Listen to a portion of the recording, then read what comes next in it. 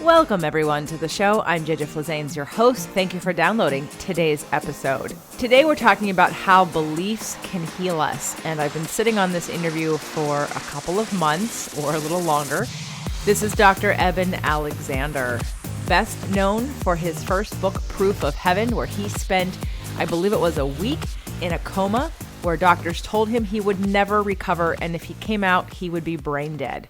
And of course, he had a full recovery and went on to create two more books, the most recent, Living in a Mindful Universe, where we did talk about a year ago, or a little over a year ago now, of some of that, and we're revisiting that today. So Dr. Eben Alexander spent over 25 years as an academic neurosurgeon, including 15 years at the Brigham and Women's Hospital, Children's Hospital, and Harvard Medical School in Boston. I first saw Dr. Alexander on Super Soul Sunday, and from that, bought Proof of Heaven for everyone I knew, read that beautiful book, would recommend everyone else also read it, and have been a fan ever since. Since his near-death experience, NDE, Dr. Alexander has dedicated himself to sharing information about near-death experiences and other spiritually transformative experiences and what they teach us about consciousness and the nature of reality. He continues to promote further research on the unifying elements of science and spirituality and encourages people to be inspired by the power of unconditional love in their daily lives and in their work in their communities. Welcome back, everyone. I have the distinct honor and pleasure of having back on Dr. Eben Alexander, who has written Proof of Heaven and most recently Living in a Mindful Universe. We already did a show called Proof of Heaven because when I saw you on Oprah's Super Soul Sunday, actually, it wasn't even Super Soul Sunday, was it? It was just regular Oprah show. Or no, it might have been. And I was... Yes, it was Super Soul Sunday originally, yes. Yeah, and I was fascinated by your story. And I felt like you gave so much content in that interview that I didn't buy the book yet. It wasn't until a therapist that I was working with said, "Have you read it?" And I said, "Oh, I know about the whole story." And she says, "Oh, no. You need to read it for the imagery." And then, of course, the catch at the end. So I have purchased your book for many people going through loss of people in their lives. And so what I wanted to talk about today, and I know your research and your knowledge and your experience and your mission now is so expansive, and there's so many things that we could talk about. But I think one of the things that comes up for me that I want to empower my audience as well as myself to leverage more of is to bridge that gap of mindfulness, of consciousness, of the power that we have connecting to non-physical energy, our own intuition, strengthening all those things in the area of healing. Right. Because it has come to, I've been through some things, and I know lots of people sometimes are too afraid to take risks outside of, let's say, Western medicine. And some people are too afraid to go into Western medicine. That was partly me. For some things, right? And so I know that I've been talking about this. Dawson Church was on the show, and we talked about what, things that Western medicine does well and what energy medicine does well. And so I want to know from your experience, from what you're now teaching, because you as a healer, even in Western medicine, being a brain surgeon, what's your position now on healing and what we have access to that maybe you didn't utilize before that you believe is a really good way for us to go in order to strengthen our own ability to heal? Okay, well, that's an excellent question because I would say probably the most fundamental change I've been through, in addition to just a radical reversal of worldviews from materialism to idealism, is an understanding that the most reliable and profound evidence that our universe is a mental universe where mind has control over matter and modulates activity in matter is really in healing.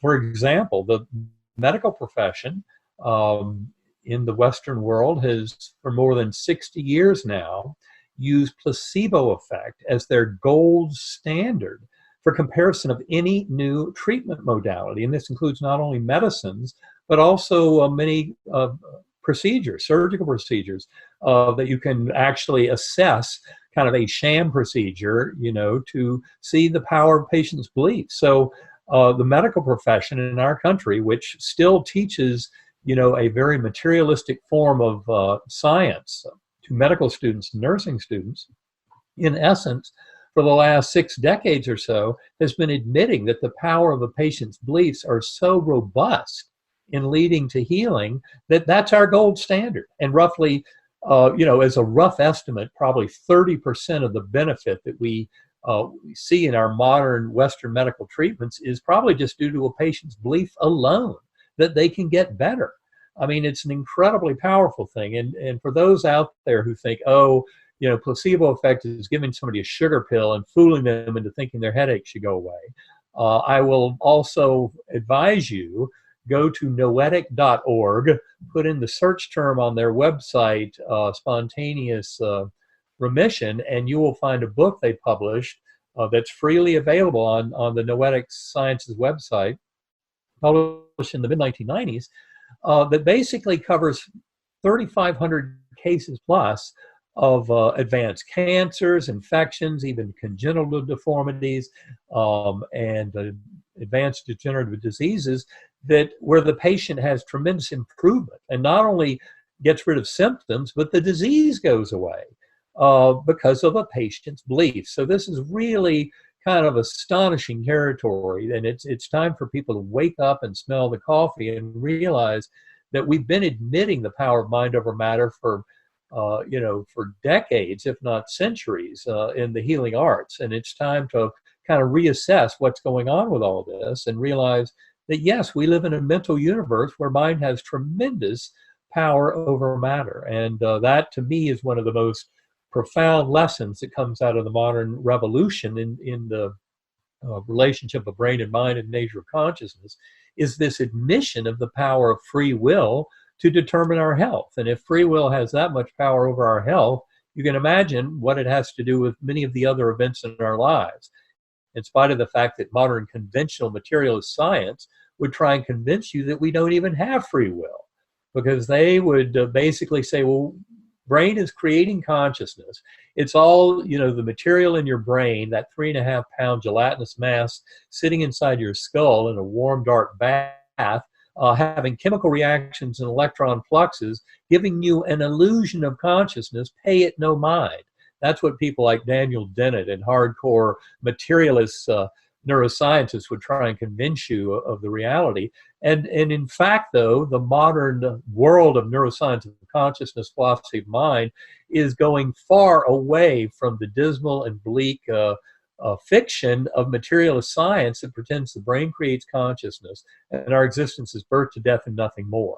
Consciousness is a far bigger fish to fry. And so that's where I think it's all very exciting, because of where it opens the door to the individual seeker to investigate new ways of healing and of coming into oneness and wholeness with this universe, which I would say is really the journey of each and every one of us in our lives, is to determine more of our relationship with this universe. And that's where this awakening in consciousness and finding the primacy of consciousness in the universe is such a profound shift for all of our worldviews. Are you still practicing at all as a surgeon? Well, you can't do that part-time. And I discovered, I guess it was about 4 or 5 months before Proof of Heaven came out back in 2012, I was already giving a lot of talks on this, and I just found that it was no longer practical. I couldn't do my patients justice to try and do this life of sharing all of this extraordinary awakening in science and continuing to operate on patients, which takes a lot of time. You really got to put, 160 hours a week into that business if that's what you're doing. And I had to let it go, unfortunately, because I loved working with patients. I loved that I had a skill set that occasionally would benefit my patients, with, of course, their willingness, with their own free will and kind of belief system to help heal them. But I'm doing what I'm supposed to be doing. Don't worry, all those years spent in neurosurgery were not wasted. Absolutely. I know you're doing what you're supposed to be doing, and especially now, and that everything that led up to today contributed to what happened to you and what you're able to share now. So none of it was a wasted effort or at all a wrong step. It all built on each other to make this perfect divine timing and circumstance of creating this situation for you. Because without that, before your story, I had heard many near-death experience stories before. And like I mentioned on the last show, I've been listening to the teachings of Abraham for a long time. And there's a resonance in me about all of that answered questions, even without me experiencing it, what I believed happened when we died and when we transitioned, and that we were non-physical energy mostly, and that we don't ever die, and that it always recycles, and that we're always actually mostly non-physical. So all of that from the teachings of Abraham, I was, again, in alignment in my physical energy, like intuitively just got it. And then I'd hear Oprah used to do some of those people that had near-death experiences and have a panel of people on and talk about their experiences. And there were very similar themes and of how, people came up with their stories and what they experienced, and they weren't exact, but they were close enough. And so when you came on from a position of Western medicine and being a physician and a scientist, and you just really validated, again, that part of what a lot of us who, let's say, are intuitive first and scientific last. I'm very smart and I can understand science very well. But when I know something and when I feel that deep knowing, I don't feel the need to have to prove it anymore to myself. But I can't help more people unless I have people like you on and learn more myself to move the needle for those who need the science, who had a positive experience, right? Yeah, I would just add that to me, one of the most astonishing and refreshing kind of realizations associated with my near-death experience from severe meningitis back in 2008 was in the year or two after that, as I came to realize that there literally are hundreds of scientists around this world studying consciousness who are far along this pathway. I thought, as do many people in kind of the lay public, that you've got science and then you've got religion, and that the science debunks all of this kind of near-death experience stuff. But in fact, the opposite is the case. There are a few uninformed, generally willfully ignorant scientists out there who still subscribe to materialism and a belief that brain creates consciousness and all that. But by and large, the vast majority of scientists that I know, and certainly those that I associate with a lot and communicate with a lot these days, are very far advanced in their kind of understanding of this. And it is so far beyond where the general public thinks our scientific elucidation of the nature of consciousness lies. And yet it's a science that fully realizes not only the afterlife, but reincarnation, and supports the much bigger version of consciousness, that we are sharing one mind, just as the fathers of quantum physics told us, and that we're really all bound together through the incredible force of love in that one mind. And understanding all this has everything to do with our own healing and becoming more whole. So for any of your audience who want to know more about the science, there's a very quick and easy website to bring them up to speed. It's called GalileoCommission.org. And I'm one of the 100+ scientific advisors on that Galileo Commission. Karen and I were over in London back in November 2018 to help launch that manifesto that anyone can read at GalileoCommission.org. But it's very stunning where the science is going now, and it's so far beyond what the materialist scientific world will admit to, and yet it makes a lot more sense. And it's what allows what you said a few minutes ago. The individual seeker doesn't have to wait for the overall scientific community to get on board with this, especially when you realize how many top-notch scientists around the world are already there, already realize that consciousness is not created by the brain, that we've got a whole lot more to figure out about this. And they admit to all the evidence that supports things like afterlife experiences and reincarnation. But we're just trying to figure out all the details and put it all together in a working system. But believe me, this is a gigantic revolution in human thought that's been building up for probably at least 5,000 years or more. So I know we're going to talk about the binaural beats and the power of binaural beats for healing, but we're going to save that to the end.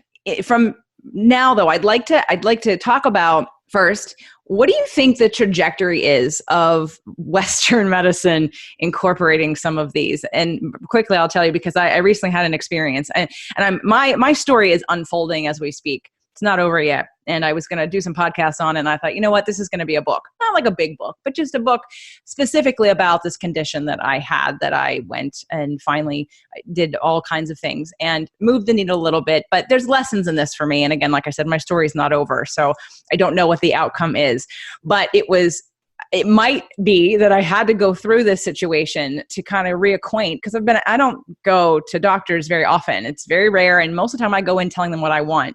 If it's a gynecologist, I say, here's the blood work I want. I got functional medicine physicians that I've been working with for 15 years who I trust implicitly are on top of all of the newest, greatest, latest with functional medicine and diet and natural healing and bioidentical hormones and flower essences and homeopathic remedies and acupuncture. So I don't tend to go Western medicine until I have to. And I had to. My body said, it's time. You need outside help now. And this is where we are. And so I went in and I found it very abrasive and very, here's what I want. And I got the sort of the nod of, okay, well, I recommend the opposite of that and not taking into consideration anything you want. And I got the overall feeling and I said, well, that's not going to happen. I basically said, you're going to do this procedure or not, yes or no. And I don't need to see the MRI. I don't need to see it. I just need to know, will you do it or not?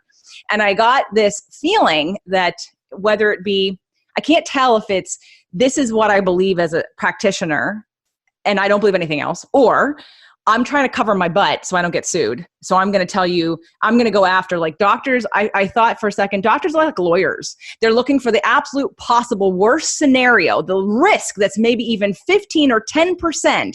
And I'm going to hone in on the risk. And I'm going to say it's because of this risk. I'm going to tell you and recommend you do something that you are not interested in at all because there's no risk.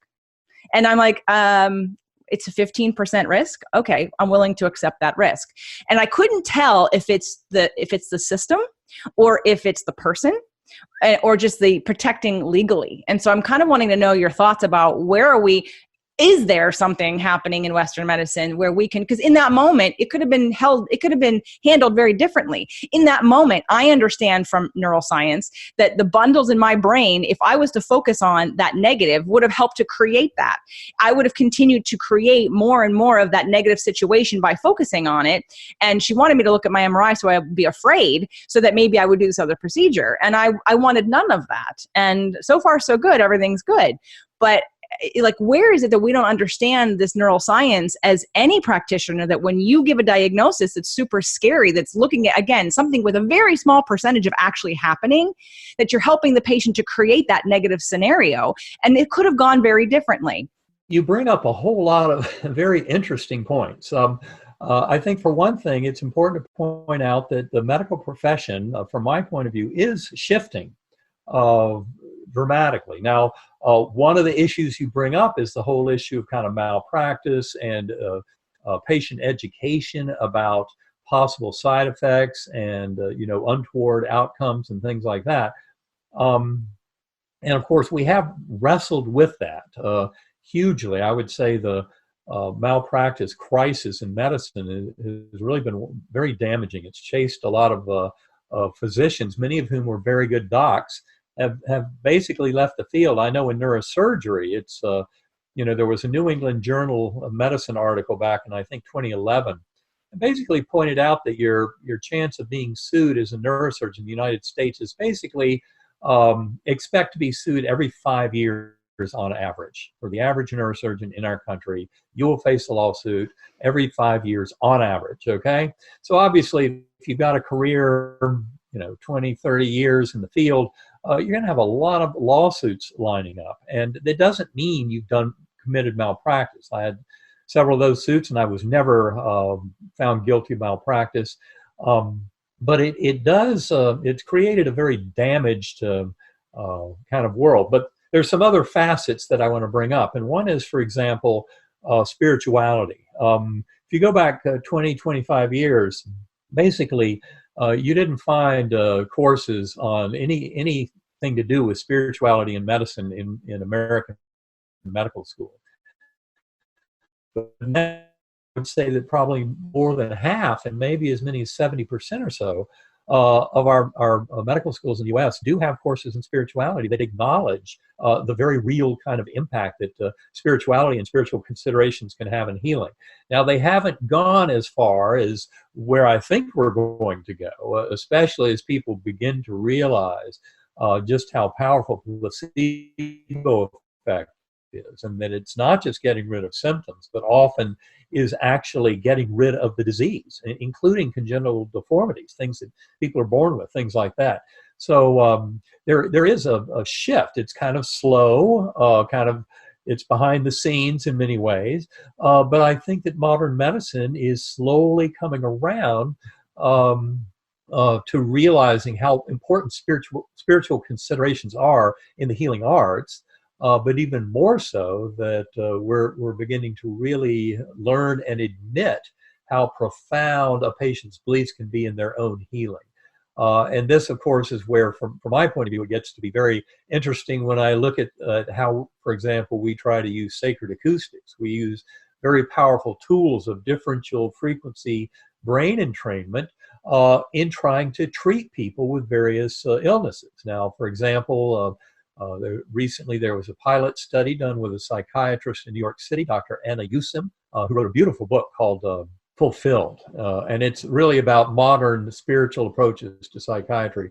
But anyway, she helped us with a study in her patient population in New York City that basically showed that something like sacred acoustics used for differential frequency brainwave entrainment for relaxation basically gave I don't know the exact numbers. I think it's 18%, somewhere between 18 and 26% healing, loss of anxiety and depression in a certain patient population that she studied by using sacred acoustics tones. And that's compared to about 7%, 7 to 9%. I don't remember the exact number for the control group, people who were just going through more standard therapy.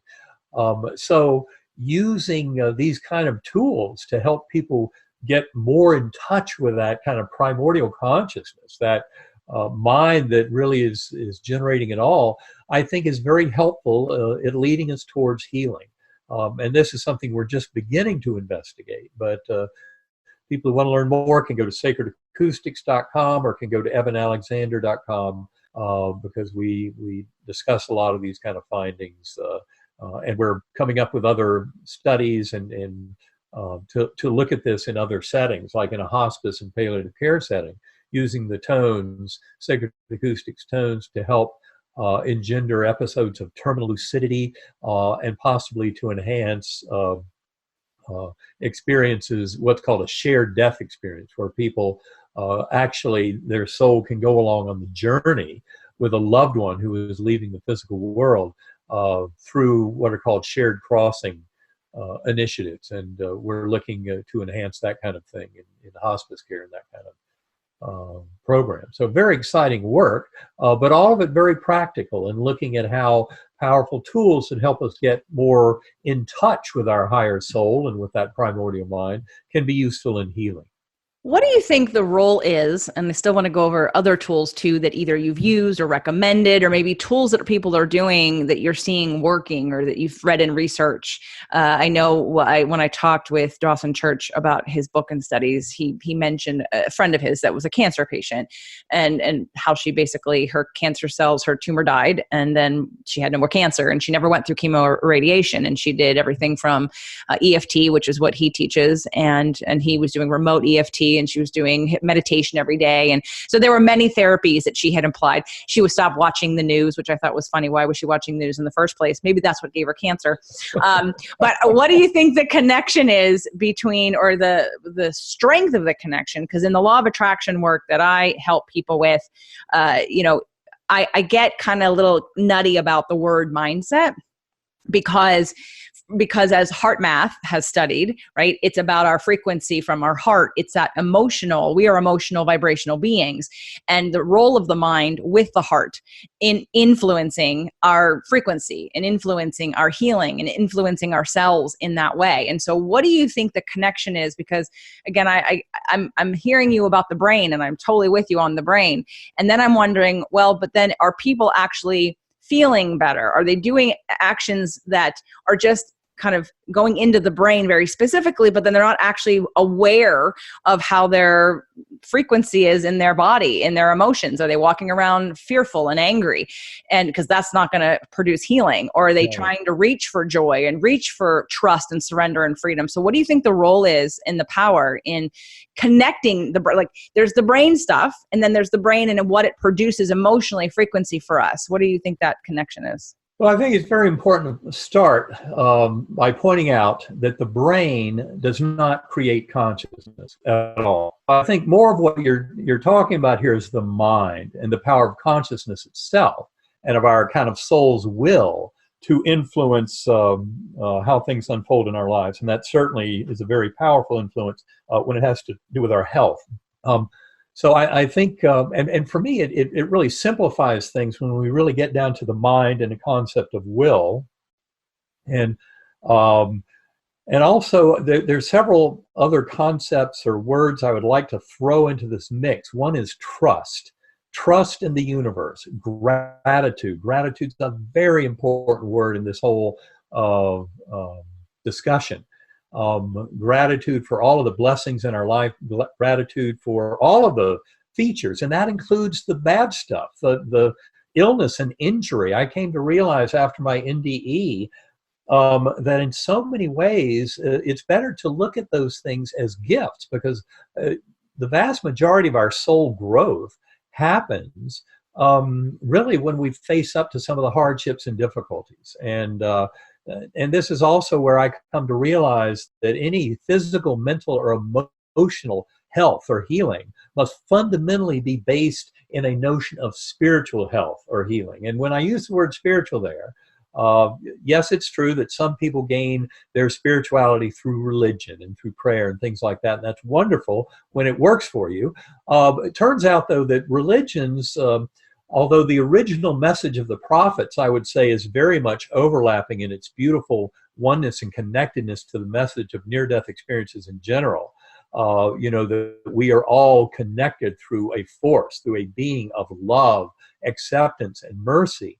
And yet, I would say that this kind of broader understanding of it really allows us to fully facilitate the healing when we realize that our journey is much bigger than anything that could just be a birth to death incarnation in this one little body. And I think this is an important concept to start to get any of this and to use any of this effectively. Really benefits from having a bigger worldview and from looking at the big picture. And this is a lot of what we discuss in Living in a Mindful Universe. It's also available for free to people on my website. If people go to ebenalexander.com and right on that welcome page, there's a banner that wiggles in your face, your 33-day journey into the heart of consciousness. And I strongly encourage people to take that 33-day course. It's absolutely free. Some of the gifts that come with that will include some sacred acoustics recordings. But that 33-day course is a very powerful way to get people on board with understanding all these bigger concepts, and that includes how this kind of healing can work and how prayer, for example, prayer for me shifted. Before my coma, prayer very much involved kind of the supplicative form of asking for some healing or asking for this or that benefit, whereas after my coma, it's much more, prayer is much more an open admission of gratitude for all the blessings in my life, a suggestion for what I think might be a way for it to work out for the highest good for all involved, but leaving open a complete trust in the universe, thy will, not mine, be done, and a letting go of the final result. But I think what you'll find when you have that kind of spiritual liberation that admits, and after you take that 33-day course or read Living in a Mindful Universe, this will be very easy to do, admits that primacy of consciousness and the power of mind over matter.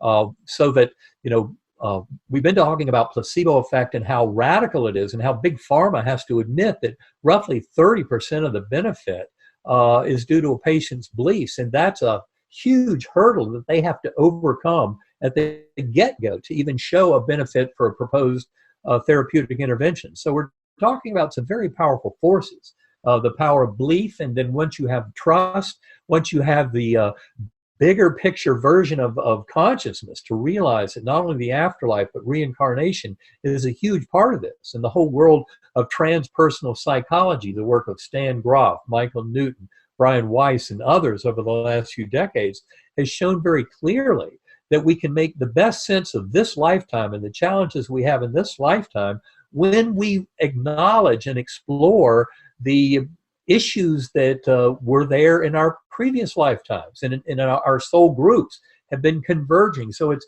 getting this much bigger picture of a worldview, and then using these tools of going within, say with sacred acoustics, brainwave entrainment, using differential frequency sound. This is where we start to put together a big picture where the full power of a patient's beliefs, I think, can really come to the fore. And it also involves the beliefs of the healer, those of us involved in healing others, whatever it is, if it's energy healing or Reiki or neurosurgery or radiation therapy or whatever the many different things are that we use to try and heal people. The beliefs of the practitioner also have a tremendous role to play. So I know I've said a whole bunch of things here, but I'm trying to paint a bigger picture that really is one that can incorporate Western medicine, can incorporate various kind of alternative forms of healing, absolutely invokes the power of the beliefs of the healer and of the patient and of all involved to try and get to this kind of higher place. But it is one where we're not attaching so much to the physical healing, but we're really looking more for the emotional and spiritual lessons involved. I mean, why did we have the illness in the first place, or the injury? It's there as a teacher.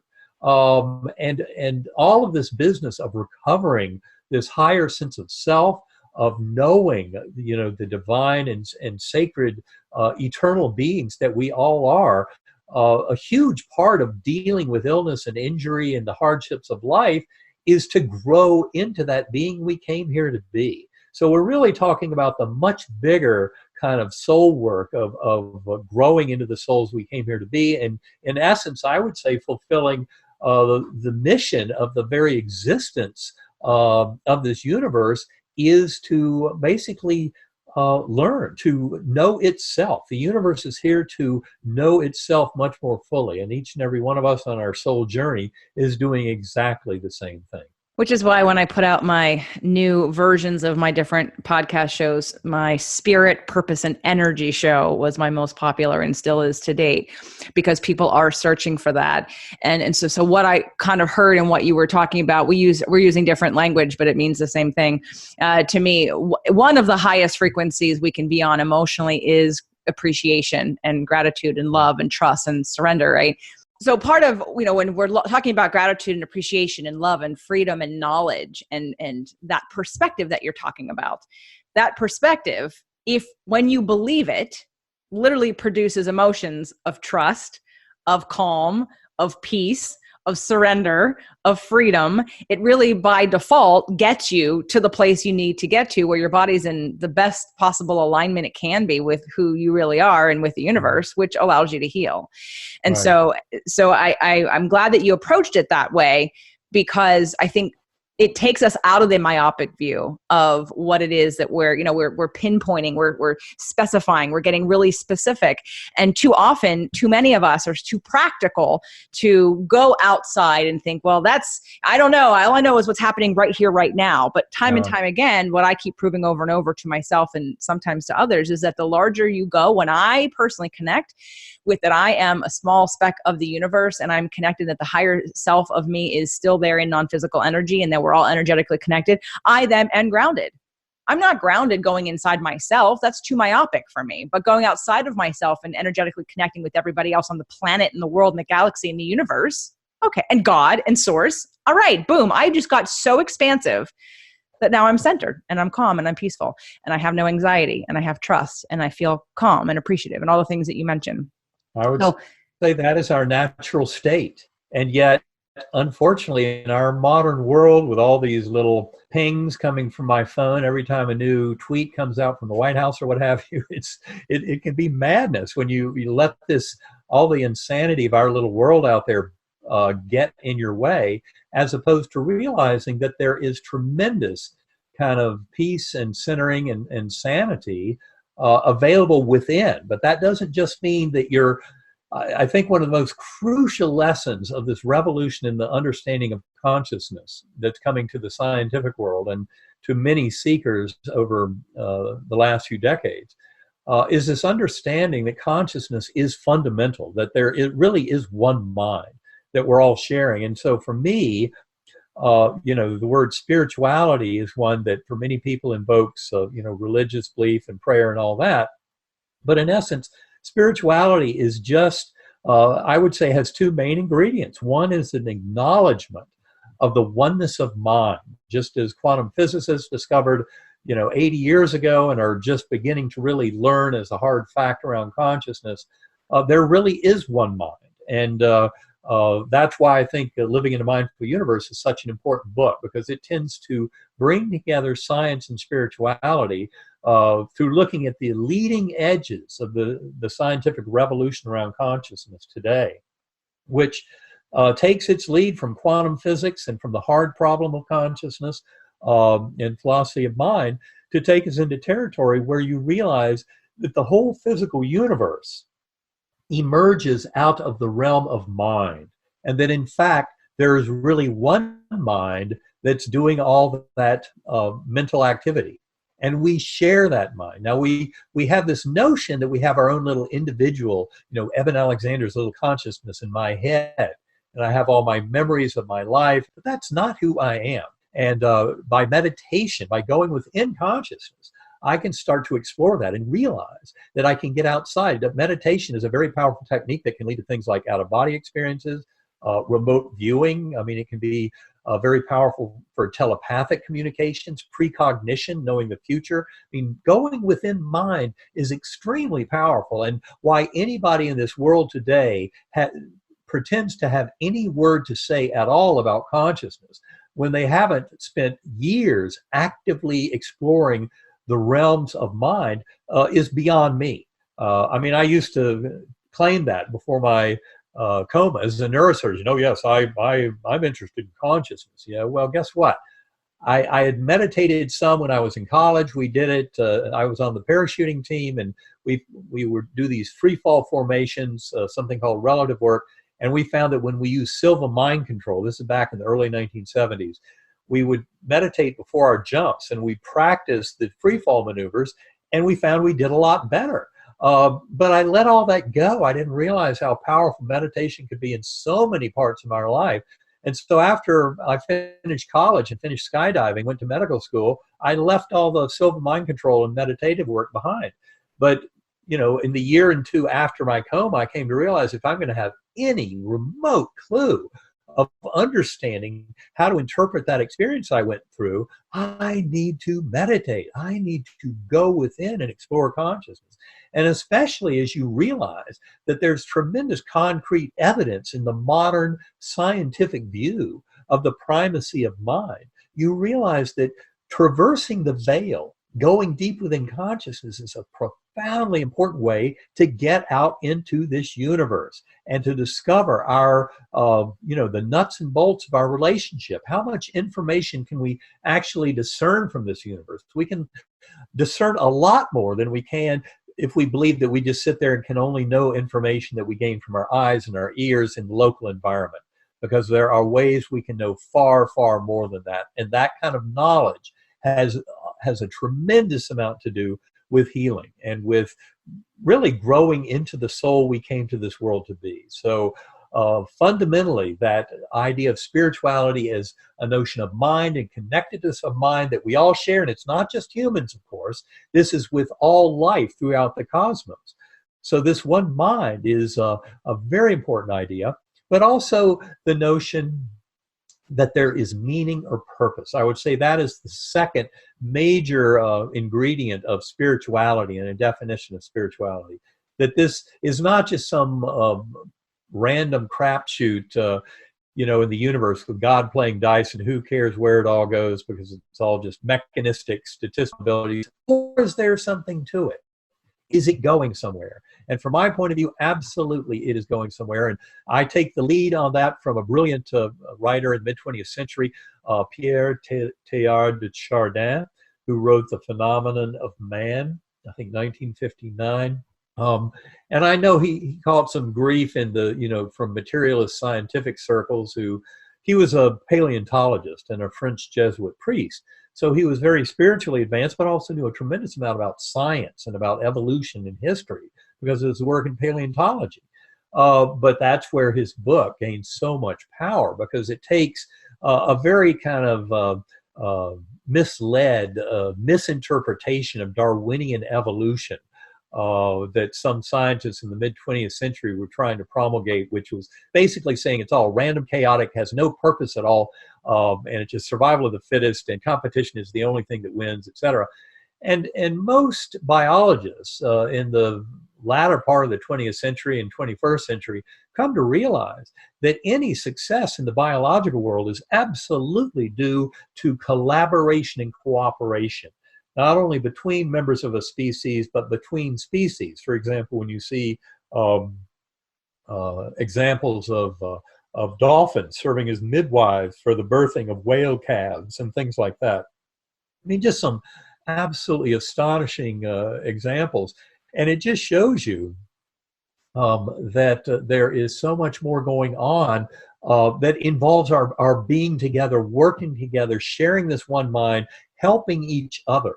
And for me, the biggest and most profound message that comes out of the whole world of near-death experiences, which when combined with the modern neuroscience of consciousness, go a long way towards telling us exactly what the afterlife, life between lives, life reviews, planning next incarnations, reuniting with our higher soul and with souls of departed loved ones, all of that gigantic process that's been described for thousands of years across millennia, across all continents, no matter what people's belief systems. These stories from NDEs have been coalescing into a brilliant picture of, the bigger aspects of our existence in this universe, far beyond just the little birth to death in one little body. And all of this is important. But the good news is we can come to learn it all through personal exploration, through meditation, going within.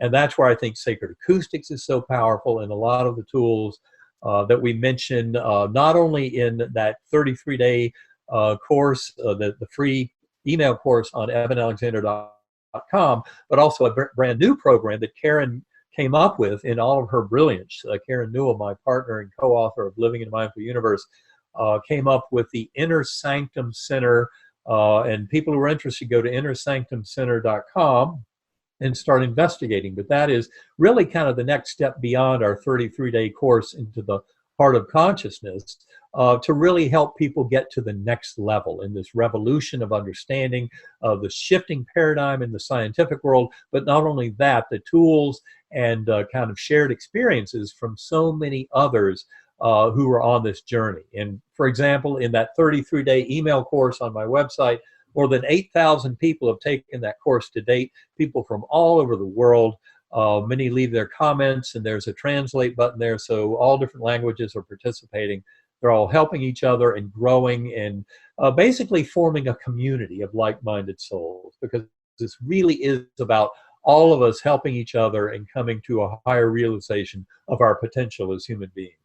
And I'm sure there are community members from my show who are there also. Since your first appearance, we did promote the 30-day free course, and we're going to do it again. So anyone who's watching this on video, it is underneath the video, all the links that were mentioned on today's episode. If you are listening to this on the podcast, you can look at the show notes. I actually will put the links in the show notes. And of course, you're always welcome to email me if you don't understand where it all is. And of course, go to drebenalexander.com as the first place to go. Right, it's ebenalexander.com. Oh, it's not doctor. EbenAlexander.com. EbenAlexander.com. EbenAlexander.com. I just want to encourage everybody one more time, wherever you are in this journey, if this is the first time you're hearing Dr. Eben Alexander speak about near-death experience, I would really strongly encourage that you get proof of heaven first and foremost, especially if you're someone who's more right-brained and you're more about the feelings and the imagery and something that really stimulates you. Now, if you're the scientist, if you're the left-brain linear person and you need the science, then jump to Living in a Mindful Universe right away. But everyone really would benefit from reading Proof of Heaven, because he takes you on a journey in the book on the other side. And so you will be engaged not only in your mind, but in your body and in your emotions. And I think this is the place to really stimulate the curiosity of how to learn more about this. I mean, all of the books are great, but I'm really recommending Proof of Heaven if you haven't had experience before. And of course, get Living in a Mindful Universe. And of course, we're going to talk about sacred acoustics more. Karen is coming back on the show. And again, we'll put all the links. There is a free link for a free download for the sacred acoustics. And just quickly, can we just address, because there are different kinds of programs within sacred acoustics, different, like I know there's one on health and healing. I know there's one for anxiety. Can we talk about what the differences are and where you would recommend, besides the free one, where people might start and why they would want to do it? Yeah, well, I think one thing to point out is Karen's done a very, very good job on her website. She has a page there, I want to ... And then all the different things that people want to do if they want to connect with the soul of a departed loved one, if they're working on their own anxiety or depression, or kind of heart tension over childhood wounds, or if they're looking for creativity in their work, or they're looking to investigate their own abilities to heal various physical or mental or emotional issues they have, whatever. All the different ways that people use meditation, she has a page there that will then prescribe exactly what the appropriate products are in sacred acoustics. Because there is a whole family of different products that can work for different goals, depending on what you want to do. And I'm like a kid in a candy store, because I'm kind of an alpha listener to sacred acoustics. I get to hear all the fresh stuff fresh out of the gate. Have this amazing repertoire on my computer of the basically 8.5 years of work of Karen and Kevin Cossey, her sound engineer. And I really am like a kid in a candy store. It's fantastic stuff. And of course, there's now an app, a Sacred Acoustics app. But the best way to get Sacred Acoustics products least expensively is do it through sacredacoustics.com. Do it through a website. And that includes everything that you might want to get on the app, because if you bought it on her website, it then is delivered free in the app setting. So she explains all that on sacredacoustics.com. But I would strongly advise people go there. And also, she has some training videos on sacredacoustics.com. I think it's about 1 hour and 20 minutes total. They're in like 9 and 10 minute segments. They're all kind of titled appropriately to help in what you want to do and what information you need in there. But her website is a very rich source of information for a true seeker who wants to gain these tools and wants to learn how to really run with all this. And we get more and more reports from people around the world who are getting really beautiful benefits out of using sacred acoustics tones in their meditative practice. And it's all about becoming more of who we came here to be, learning more about our relationship with the universe, given that, in fact, given this fundamental role of consciousness in the universe, essentially we are all one with the universe. And it's kind of developing and enriching our understanding of that intersection that is so important, so that in meditation we can glean different kind of channels of information, abilities, techniques for the information to be delivered to us from the universe. We develop a certain trust in the capabilities of the universe to do that for us.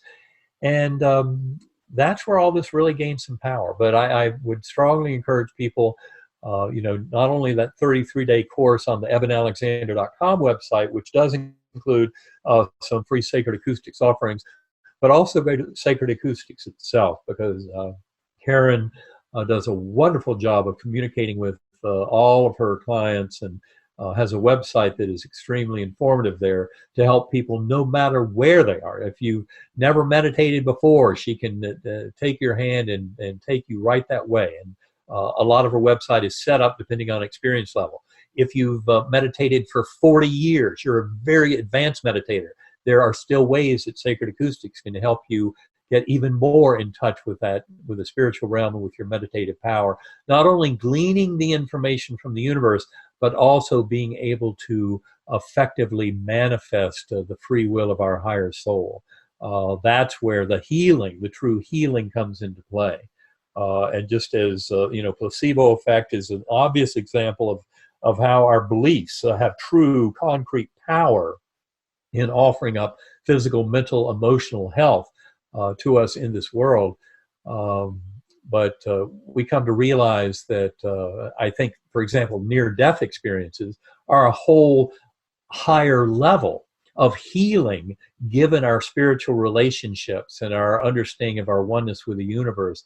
And that, for example, there's, I think since the last time I was interviewed on your podcast, there's been a case report, a medical case report on my medical records. It came out in the Journal of Nervous and Mental Diseases in September of 2018.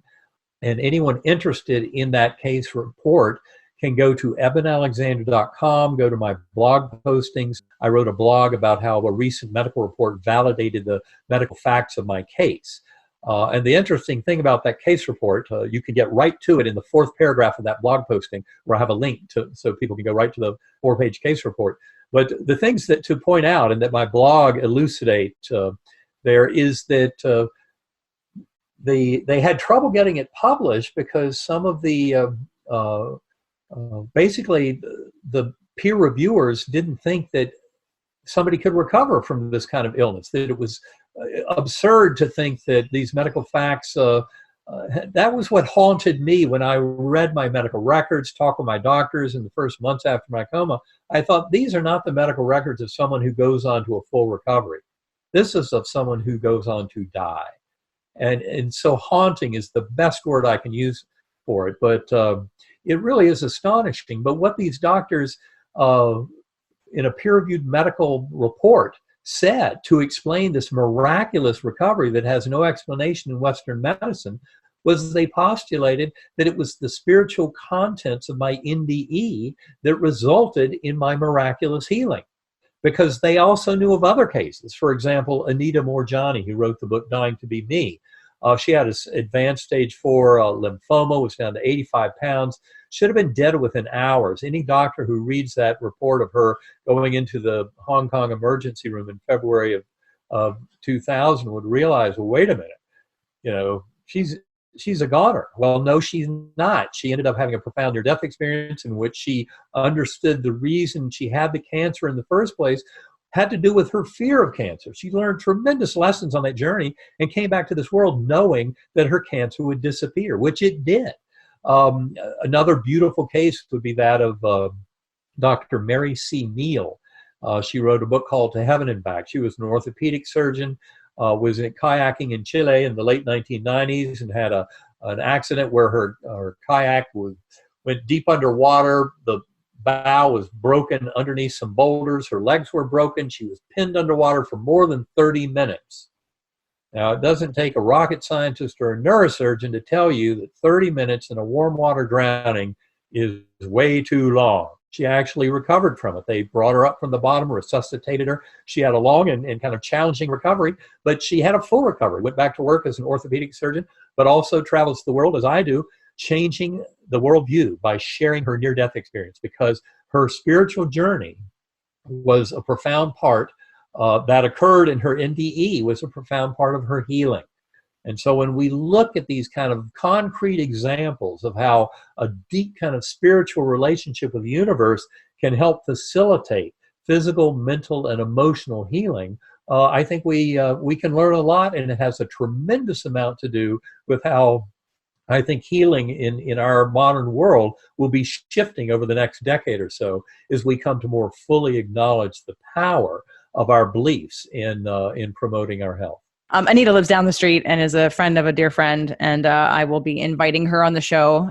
She's been on my mind, so I will be inviting her on the show as well, because I do know about her story. Dr. Wayne Dyer talked about her story all the time and shared her story as well. Anita is a very valuable soul for this world, because she's been on an extraordinary journey. She is a beautiful sharer of that journey, and I know I think sometimes people might have a little trouble hearing this business about their higher soul actually planning something like a cancer. But listen to the way Anita puts it. She has some deep and profound lessons to share that I think are a real beautiful gift to this world. And it just shines right through. So yeah, she is a wonderful one to have on your podcast. I can highly recommend people who haven't read her books, go right out and get them, because she's written several books now on all of this. I think her third book is coming out soon. But at any rate, highly recommended. And also Mary C. Neal. Mary has done a beautiful job of sharing her journey and a lot of valuable lessons about healing. And ultimately, that's what it's really all about. And we all share that message. That one thing that our world seems to have lost so much track of is the fact that all of this kind of healing and blessing in our lives can be there when we recover that profound sense of love, compassion, kindness, acceptance, mercy, and when necessary, forgiveness for our fellow souls. And all of these ingredients, when you combine gratitude, lead to tremendous capacity for healing and becoming more of the soul we came to this world to become. So, I could keep you here all day, and I know you and I both have plans for the rest of the week and for the rest of the month, but I could keep you here all day. I'd like to, be fair. I love talking with you. I've enjoyed it very much, and I always enjoy coming on, so I hope we can do it again someday. We can, and I want to invite you to, you said, since the last time we talked, this peer-reviewed journal about your medical records. Yes. Something like that, when you're in a situation where you've uncovered something, you're like, oh my gosh, I want to share this with everybody. Feel free to reach out to me and I will put you right on, because I, like you, I have a lot of Sag. I know you're Sag. And I want to share the latest, greatest thing that can change people's lives like today. And if you have a tool, I want to share it. I don't want people to suffer because they don't have to. And I want to give them tools that feel right and aren't, they're not following down a path that's just going to lead to more drugs and depression and feeling powerless. I want to give people their power back. And the work that you're doing and the work that I'm doing is doing that. And so again, you are welcome anytime. You just let me know you have some new study, some new thing, some new product, some new discovery, and I am happy to shout it from the rooftops. So you are welcome at any time. I thank you very much. And of course, yes, I will reach back out, because your information, you again, I'm attracting and working with more and more people who, again, are that middle brain, which is what I think I am, like left and right brain, who are taking that scientific, respectful information approach, as well as the spiritual and emotional. And we're finally combining them in a way that is making a difference, that people are listening to, that more people can't deny. And there's enough evidence that no one can say it's woo-woo anymore. It's real. Right. It's real. In fact, there's no way out for science other than to come to explain and more richly explore how mind is fundamental in the universe, a position known as ontological or metaphysical idealism. It's what Karen and I discuss very completely in our book, Living in a Mindful Universe. It's how spirit and science are coming together. But for any, for the scientific world, anyone who thinks that hardcore materialism will ever get out of understanding quantum physics, ignoring consciousness, is in for a rude awakening. And that is no. The whole reason they've spent 80 years circling the drain in so much trouble over this is because they've not admitted that consciousness is fundamental in the universe. We do live in a world of a mental universe. Anyway, this it's important for everyone to get this, because it's so crucial in understanding the bigger kind of theater of our lives and of our very existence. So it's high time we got this. I'm so glad that you'll be having Karen on, because you'll find, and I think your audience will find, she has a tremendous amount of spiritual wisdom and also very practical wisdom about healing, and she can discuss a lot more of the latest protocols, some of that work with Dr. Anna Yusum in the follow-up studies, and we're actually working on a teacher practitioner kind of course that we'll probably put online this fall that Karen can go into more detail about. I'm looking forward to it. It'll be her second time on the show as well. And I will be, you have my word. It may not be this fall, but when you do your live practitioner course in person, I will be at one of them in the near future. You have my word. Excellent. And maybe we can do some live recording there as well on off hours, or do a piece about the training. So again, I thank you so much for bringing your wisdom and your passion and your purpose and your mission and your experience and your knowledge and your vulnerability and all your information to both my audience and to the world, because as you and I spread more of this around, it continues, and we're doing the best we can to make a difference and to be in constant state of gratitude and joy. So thank you so much, Dr. Alexander, for coming on the show again. Well, JJ, thanks so much for having me. As always, great talking with you. Thanks so much.